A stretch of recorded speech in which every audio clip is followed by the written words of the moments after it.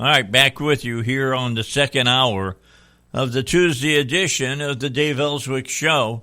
We're looking at 8:05 right now, and you're going to let Val in? Okay.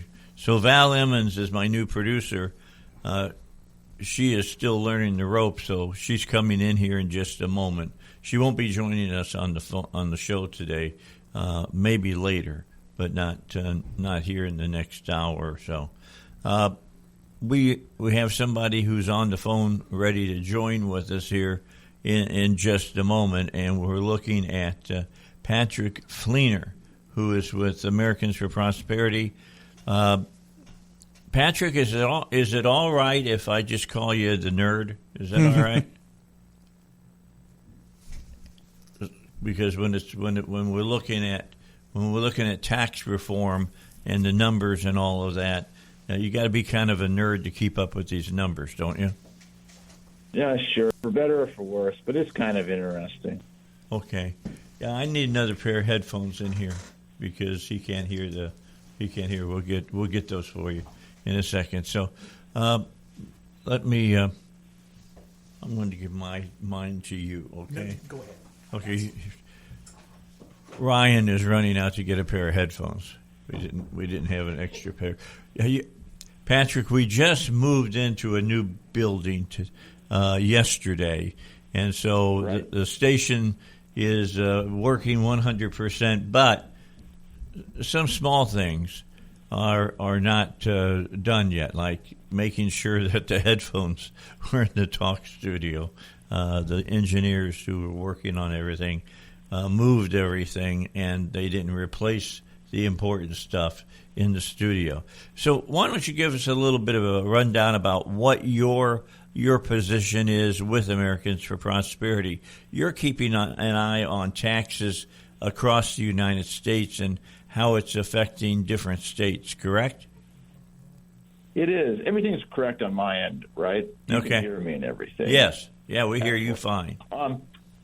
Sure. I mean, well, it's been a busy couple of years in taxes. Obviously, last year was the passage of the one big beautiful bill, and so that was quite interesting. And now, so we've kind of fixed things at the federal level.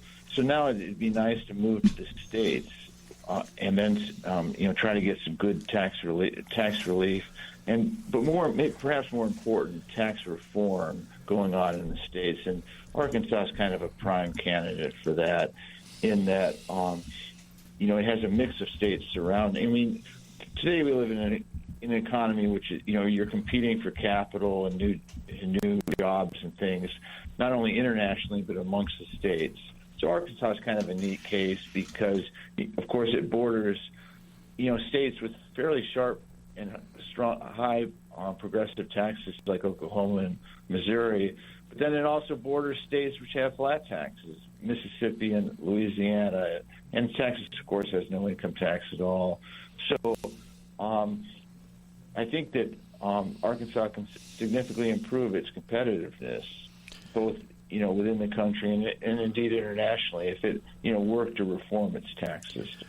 Yeah, we were talking about a flat tax here in the state of 3%, and when they crunched the numbers, they're saying that the loss to the state in revenue, and this is using 2025 numbers, is $559 million.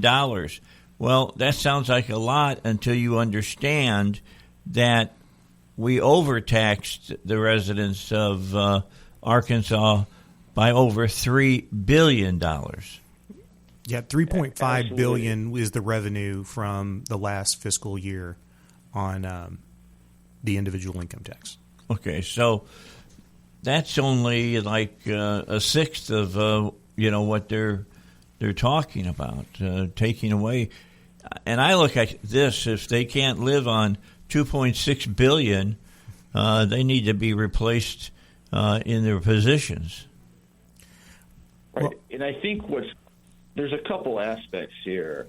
The first off is you got to remember that the current income tax is creating a lot of economic inefficiencies, which are cutting growth, right? So this is the idea behind this tax measure, is to basically spur on the economy and improve economic growth in the state. So, sure, if you just looked at it in a static sense, right, revenues will fall. But if economic growth goes up, right, it's very possible that revenues will increase, not growth. And so that's the first thing. The second thing is the structure of this plan is such that things are done gradually and there are triggers in place, so that if revenue targets aren't met, the tax cuts are delayed. And that's the way things. The pathway to zero occurs over a fairly long period, and that's a responsible way of doing things, right? Because then we can make sure, we can adjust rates, we can look at the economic growth, we can adjust rates, look at revenues, and make sure that everything's working, together to push us in the right direction. You're right about that. About if you cut taxes, you're pretty.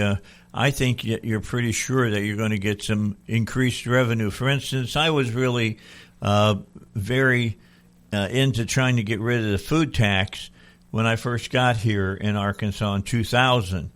And one of the biggest arguments that was out there was that, well, if you cut the food tax, what are you going to replace that money with? As though that you got to raise taxes someplace else to make up for the taxes that you're giving up with the food tax.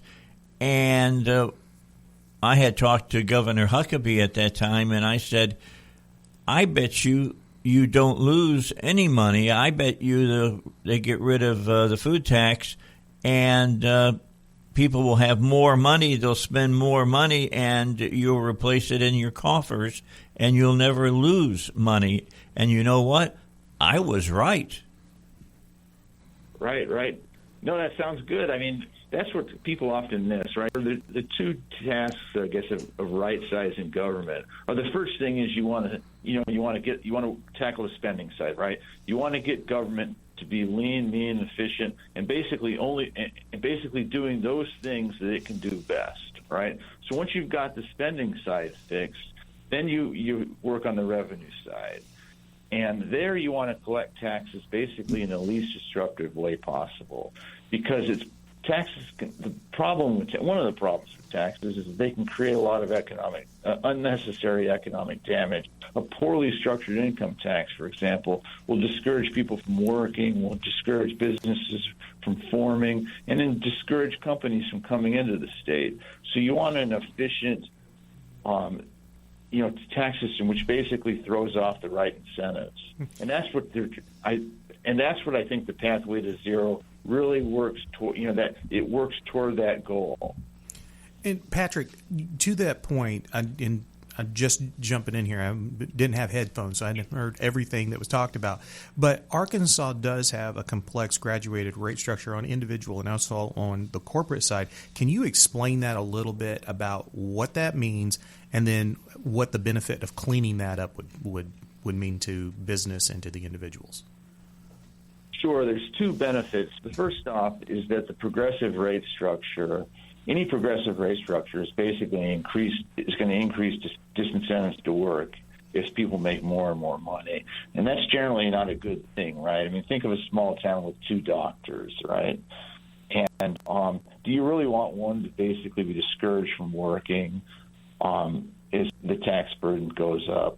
That's not a good thing. So, I mean, that's sort of as a general matter, is the problem with progressive rates is that they increase sort of bad disincentives as the rates go up. Those incentives are basically incentives to work and incentives to invest and build businesses. So the beauty of a flat rate is it doesn't, gradually ramp up the disincentives to do productive things as one earns more and more income. And then the second thing is the complexity one, is that you want people spending their time on productive things, right? Building a better mousetrap, not figuring out how to do their taxes. So what you want, and a lot of money, I mean, it's truly staggering sums of money are spent in this country, basically complying with our highly complex federal and state systems. So what can the state do? The state can make a very simple system which basically levels the tax. Ideally someone could just, do on the back of an envelope, right? So those are the two aspects of a good tax system. Yeah, was it Forbes that said you should be able to do your taxes on a postage card? That's the classic flat tax. Is that created initially by Hall, two economists named Hall and Rabushka, and that's the famous flat tax. But it was adopted by Forbes and other people as well. But yeah, ideally you'd want to be able to do both corporate, believe it or not, and individual taxes simply on a postcard sized return. So what's the idea there is you don't spend hundreds of billions of dollars conniving and scheming to reduce your taxes, to reduce your tax burden, right? Which is a waste of time and effort, right? We want people to do productive things, not figuring out how to reduce their taxes, but, trying to come up with better products, better ways of making things. We want people to do productive things. So cleaning up the tax code will help in that respect. And then in addition to that, as I mentioned, it allies incentives to creating, value, to encourage people to do productive things. Why has it taken? Go ahead. I'm sorry. I'm sorry to get to. You called me a geek early on, and I don't want to sound too much like one, but it's all right. Things. We're talking. We're talking numbers, and when you talk numbers, you got to be a little geekish. I mean, I'm geekish when I make out my budget for my house. Right. So I guess there's a time for being. There's always a time to. Somewhat of a time to be geeky. Yeah, and I agree with that. So why has it taken so long for politicians to understand, because we've seen this in history here in the nation, that when you lower taxes, you get more of something. When you raise taxes, you get less of something.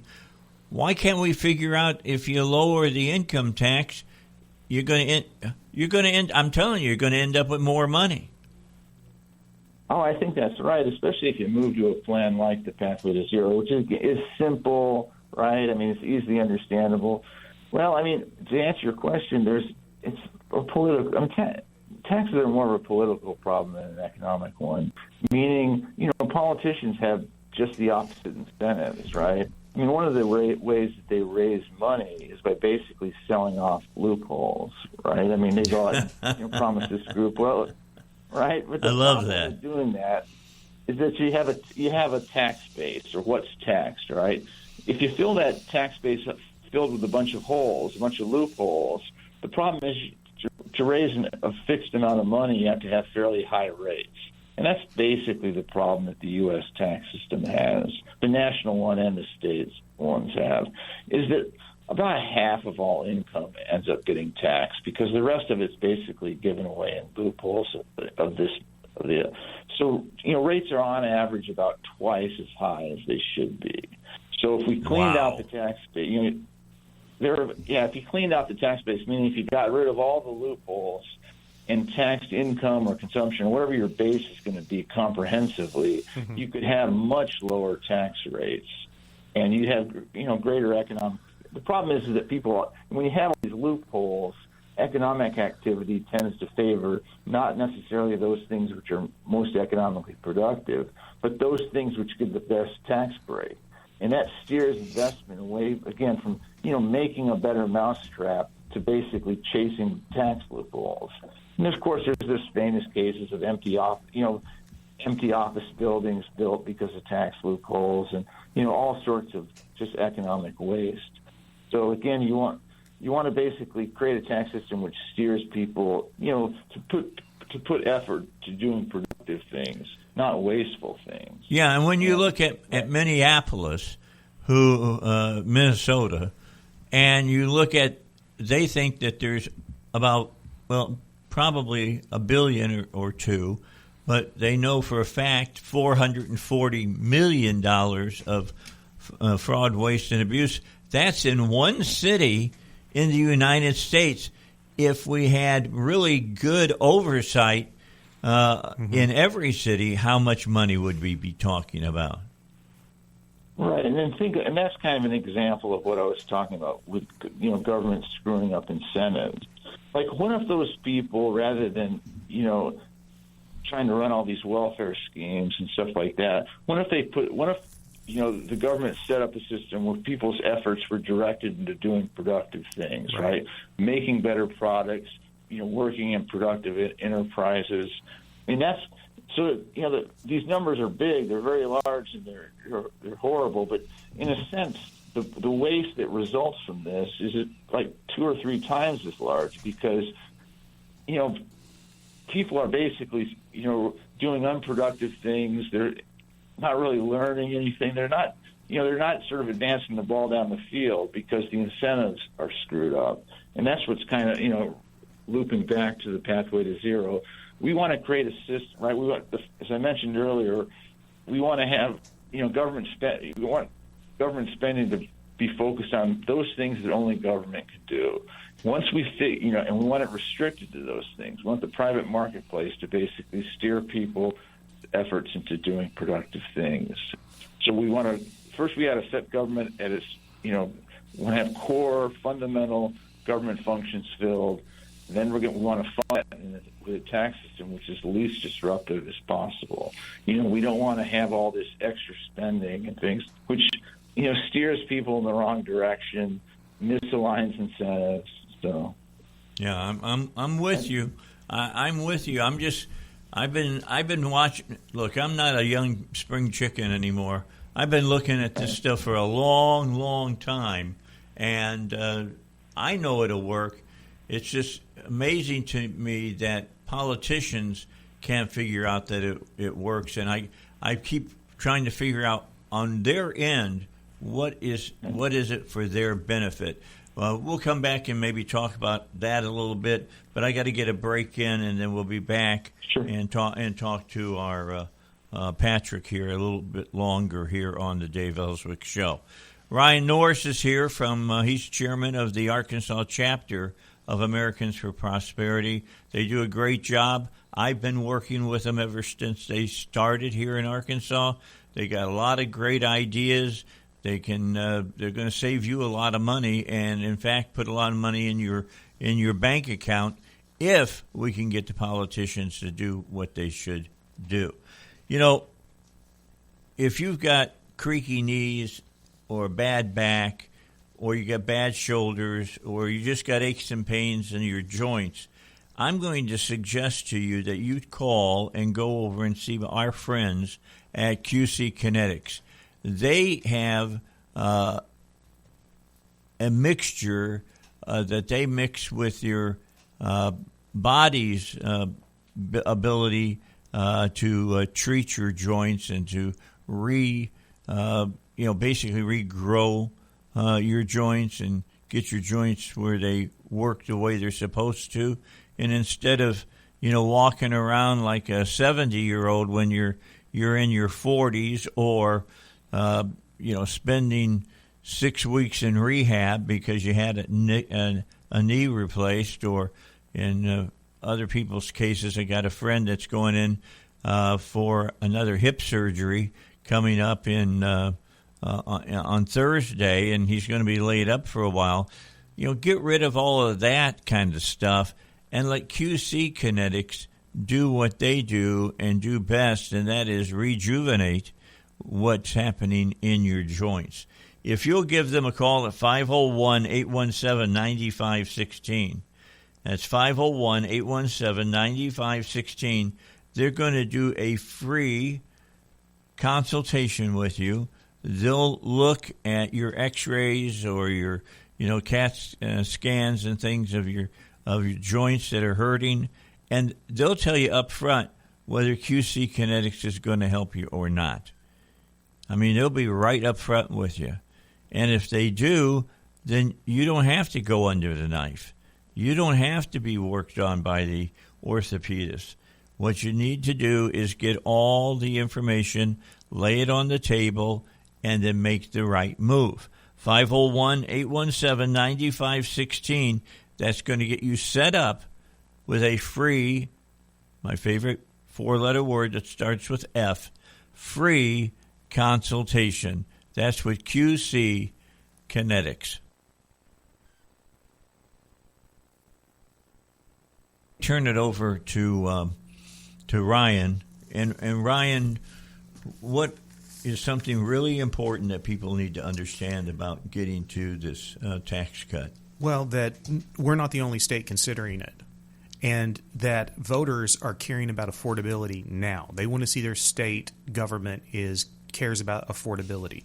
Now, you can go in and start getting really complex with, trying to say we're going to work on affordability through these type of tax breaks for this industry or that industry, but that's not what we need. We need kitchen table budget impacts, and the best way to do that is through income tax reduction, in my mind.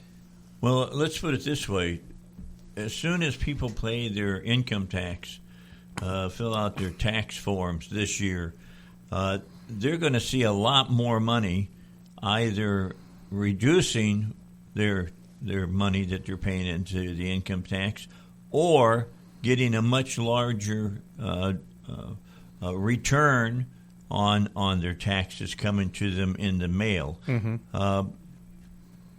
That's why Trump's been trying to tell everybody that this year was going to be a whole lot better than last year.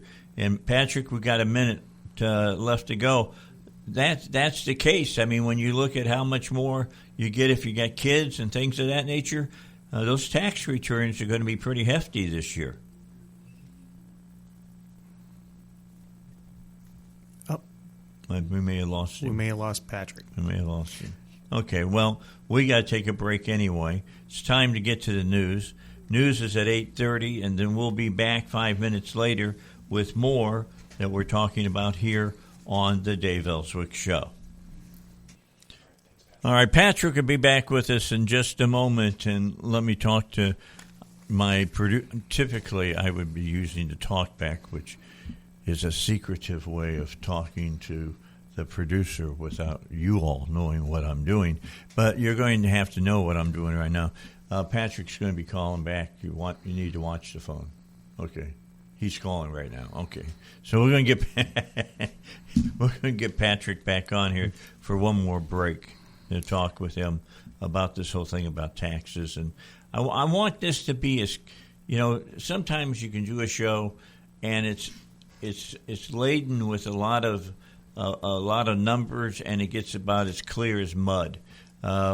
We want this to be a lot more clearer than that, because this is really going to help your pocketbook if it gets passed. So here's a way to make it very simple. There's two taxpayer thoughts or tax collection thoughts, which is how much did you make last year? Send it in. And in this model, it's how much did you make last year? Keep it.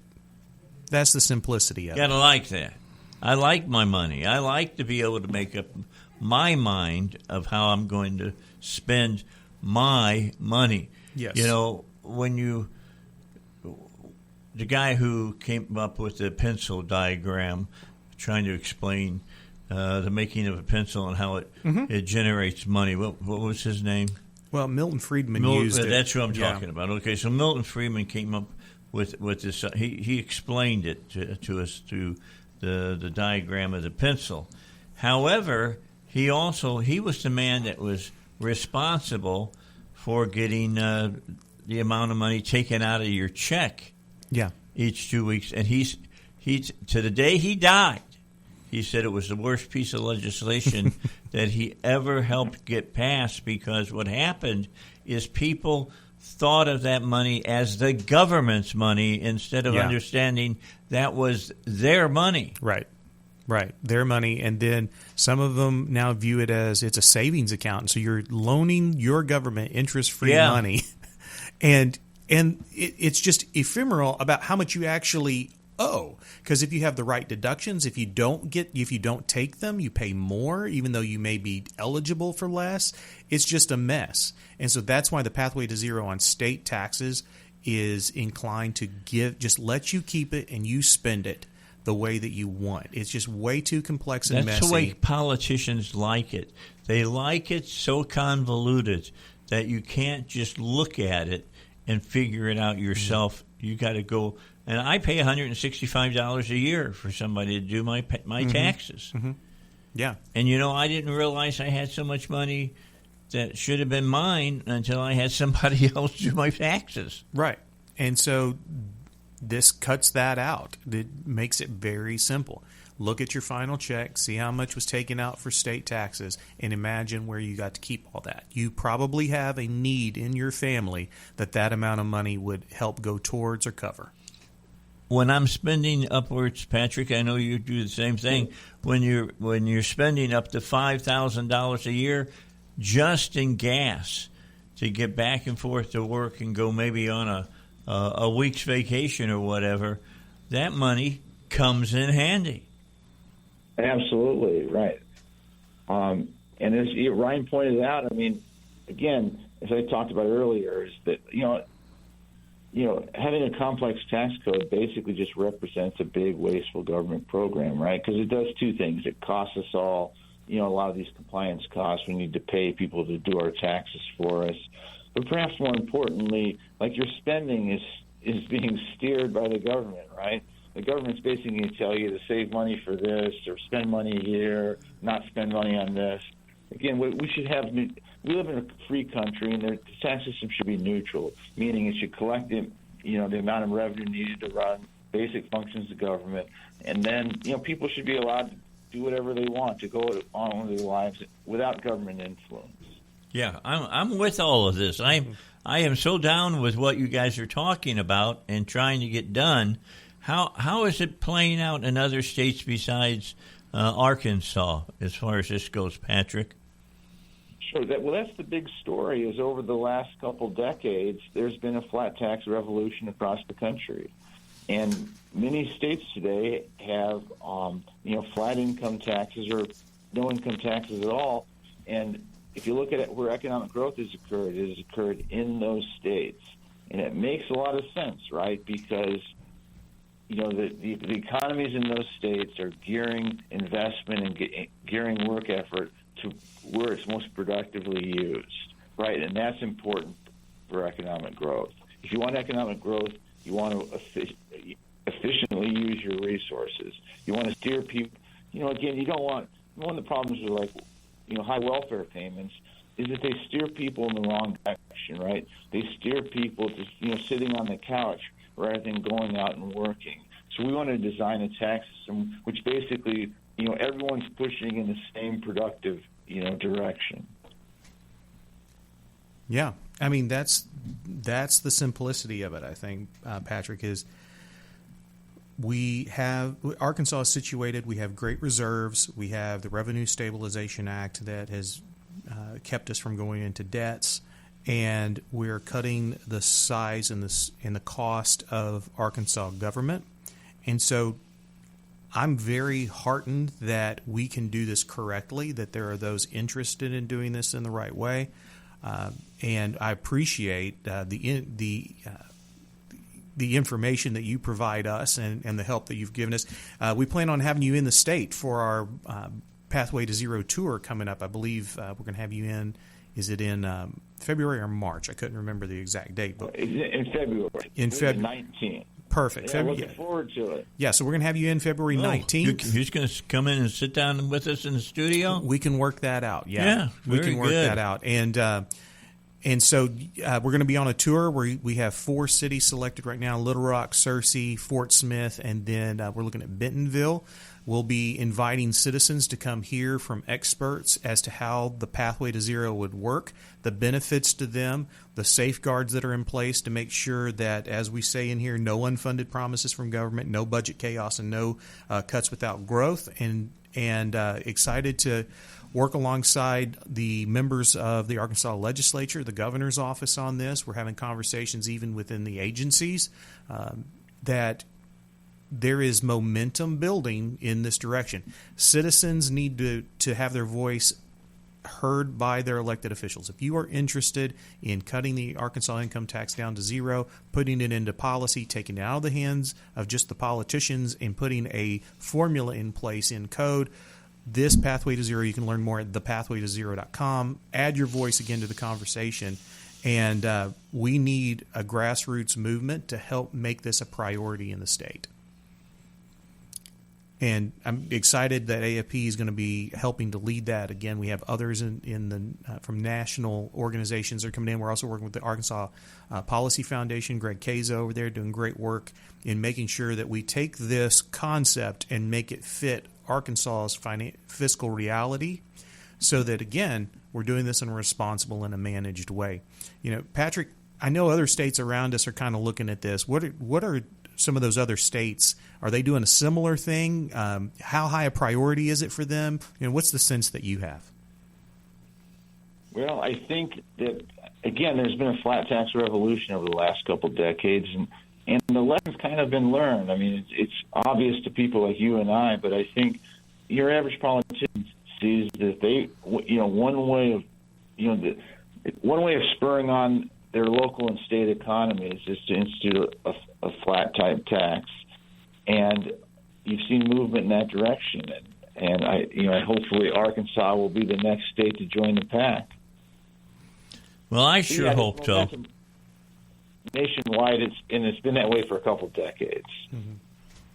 It's kind of weird trying to explain to people how their state government is just like their federal government, and they're taking more money than they need to. For instance, if we went to a 3% flat tax right now, we know that people would get $559 million back of their money that they're being overtaxed with right now, and that would still leave the state government with over $2 billion in money to play with. Do we want to do that, or do we want to say, how about a 1.5 flat tax and give them an extra billion to do what they're doing? Yeah, so Arkansas revenue intake is about $6.5 to $7 billion. And they get close to spending that, close to it, nearly every year. Now, there's been some slowdowns, but if you want to rein in government spending, one way of doing that is lowering the tax and making sure that the core functions of government are there. Because it's just like, for example, when Social Security started out, there's like, this is going to be in a trust fund and we're not going to touch it. Well, after money accumulated for so long, they looked into it and said, you know what, we should tap that fund and use those funds for something else. And it's caused a lot of chaos in our Social Security. And, in fact, it's social insecurity now. No one that I know at my age is actually planning their future with the idea of having Social Security. And so that's what happens. When government have excess, they'll find a way of spending it. So we need to start walking this down and keeping that money as citizens. We deserve it. They shouldn't take what we are rightfully earning. And this pathway to zero sets it up in that manner, Dave. Yeah, I mean, everybody knows that there's a ton of fraud, waste, and abuse. I mean, I remember when we had who was the last Democrat that was governor now in Arkansas? Mike Beebe. Yeah, Beebe.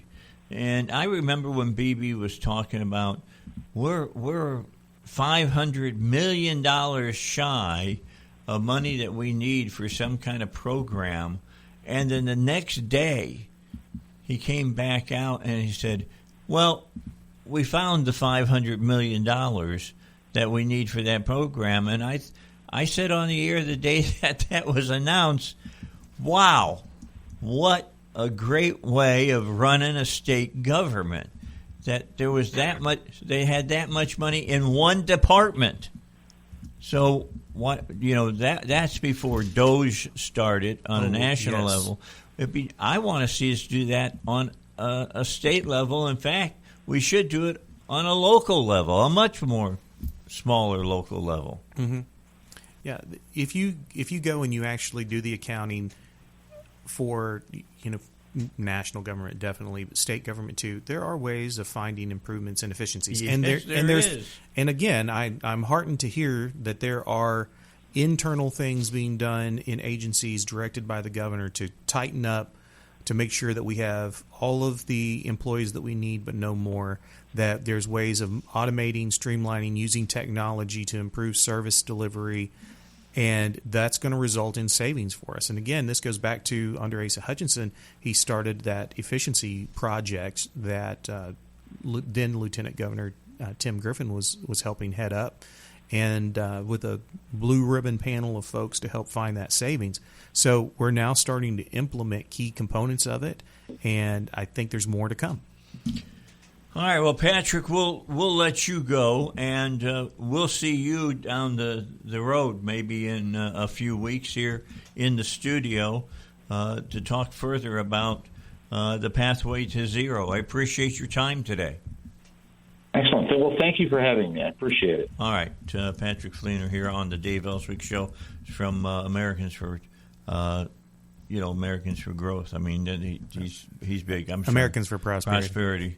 Growth in prosperity. How's that? I've only worked with you guys for 26 years. That's come it. on. You'll get it right one day. Come on. One day. What am I having for lunch today? No, I'm just. All right, let's take a break. We got more coming in just a moment. All right, here we're gonna finish up this hour with Ryan, and Ryan Norris, of course, is with Americans for Prosperity. Ryan, we've got about 8 minutes left here. Take a look into your microphone here. Look deeply into our listeners' eyes, and tell. and tell us about the pathway to zero. Give us the short version. So quickly, the pathway to zero is Arkansas's long-term fiscal responsibility roadmap. That's why we call it the pathway. And it simplifies the tax code with prioritizing a flat pro-growth rate starting off. Uses automatic revenue and reserve triggers to keep the states fiscally strong, and then creates a predictable glide path to eliminate the tax over time. Here's the key.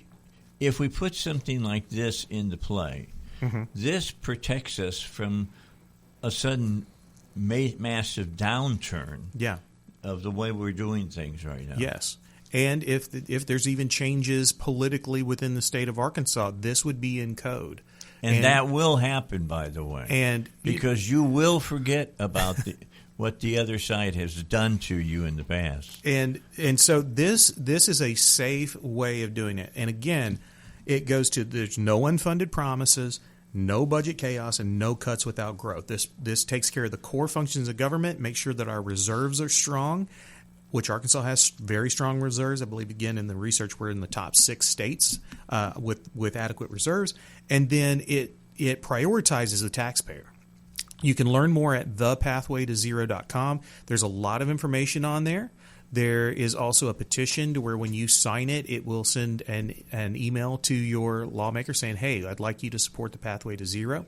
We're having policy conversations with the lawmakers, with agencies, with the governor's office about this. We want to see this raised as a priority. Affordability is a midterm election issue, and the best way government can help the people is to let them keep their money. Yeah. It's nice if you got you don't have the state government taking money away from you while the federal government is taking money away from you, as well as the county government is taking money from you too. Yeah. I mean, everybody's got their hand in your pocket. Yeah, if you were to calculate the amount of taxes that you take that is taken out of your check, or that is taken from your sales taxes, etc., you would it will first depress you, and then it will make you very angry. Well, they don't even have to get me angry. I'm angry all the time dealing with this. And then when you understand how much money is being taken away, and then you see situations that are in our current events, such as Minnesota and things happening there, and you know that it's other places. I know Arkansas has some of that probably going on too, just statistically likely. Yeah, that's a good question. Do you know, does Arkansas have any kind of oversight in these programs that they're using to make sure people aren't screwing? I'm going to use a term that I think is adequate for this, that we're getting screwed about people who want our money and don't deserve it? I know that we have you have your I'm trying to remember the name of the committee.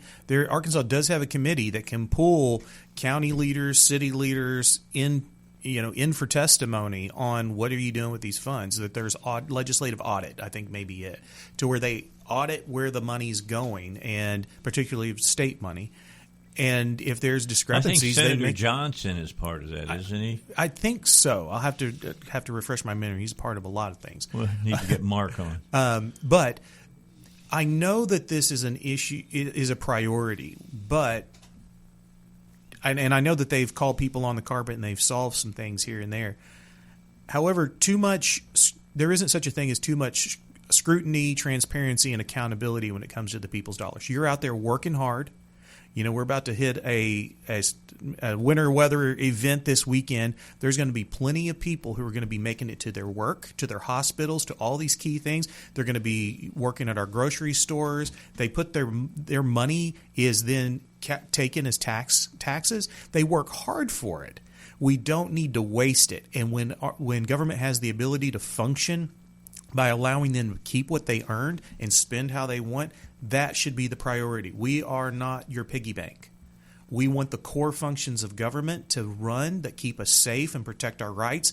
But beyond that, everything's a jump ball. It's debatable. But definitely when it comes to your income tax, just like they shouldn't take the first bite out of your food dollar, as you always say, Dave, they shouldn't exactly take it out of. It says in the scripture, it says, don't muzzle the mouth of the ox that treads the corn. Yeah. And that is where I'm at, is that when you're out there working hard, if someone is cavalier at the way they spend your money in government, or they are not inclined to give it back because they have better ideas for it, I really start wanting to put on my tricorn hat and go show up at the green with the rest of my pals. That's what gets me hot, is when they take you for granted. An AR-15, right? I do not. You're not using. I lost all my weapons in a tragic boating accident, Dave. Oh no! Mine burned in a house. Yeah, right. It was terrible. Right. Lost them all. I've got a AR-15 shotgun. Yeah, which I figured that was a lot better for home protection. Yeah. No, we're edged weapons at my home. Oh, okay. Yeah. Okay. Knives. I got a lot of those. That's a hard way. It's a Viking. It's Viking instincts. I'm just telling you, that's a hard way of dying. I have a Wolverine claw. Oh, nice. I've had that thing for like 30 years. I gave it to my son recently. That's like old school World War I trench warfare cool. stuff. It's so cool. It's good to have you back, by the way, Val. Thank you, Ryan. I'm glad to be back. I'm going to get you and Ryan together here after the show. He has a list of guests that we can contact to get into more of these issues that we're going. You got Grover's number? I think I got it. I can get Grover Norris. Yeah. I've got. We'll get him on when he comes into the area. Yeah, Grover, Joey Bishop Hinchman from National Taxpayer Union. We got all kinds of folks that are willing to come in and talk about how Arkansas is situated to pass this pathway to zero.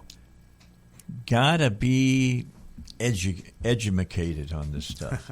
If you're educated, you can be dangerous. And that's what we're trying to make you here on the Dave Elswick Show.